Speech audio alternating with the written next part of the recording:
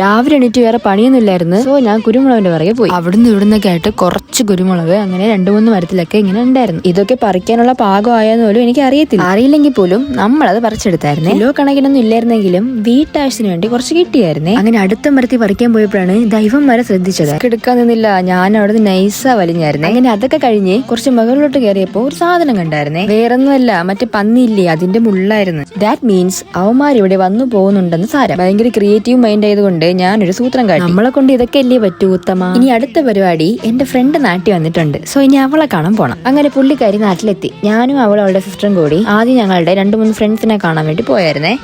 ഡാൻസിനും പാട്ടിനും ഒക്കെ ഞാൻ മിടുക്കിയായിരുന്നു. ഞങ്ങൾ ഒരുമിച്ച് വിടുമ്പോ ഇങ്ങനെയാണ് കേട്ടോ, ഭയങ്കര കോപ്രായങ്ങൾ. അതുകൊണ്ട് തന്നെ ഇവിടെ നാട്ടിൽ വരണമെന്ന് അറിയുമ്പോൾ എനിക്ക് ഭയങ്കര ഹാപ്പിനെസ് ആണ്. ഞങ്ങൾ ഈ റോഡിൽ നിൽക്കുന്നതിന്റെ ഉദ്ദേശം അവളുടെ സിസ്റ്ററിനെ പിക്ക് എടുക്കാൻ വേണ്ടി വന്നത്. അവിടെ ഒരു ബൊഗൻവില്ല സ്പോട്ട് ഉണ്ടായിരുന്നേ. ദെൻ അവിടുന്ന് പിക്കൊക്കെ എടുത്തിട്ട് നേരെ വീട്ടിലോട്ട് വെച്ച് പിടിച്ച്. അപ്പൊ ഓക്കെ ബൈ. സബ്സ്ക്രൈബ് ചെയ്യാൻ മണിയോട്ടാ.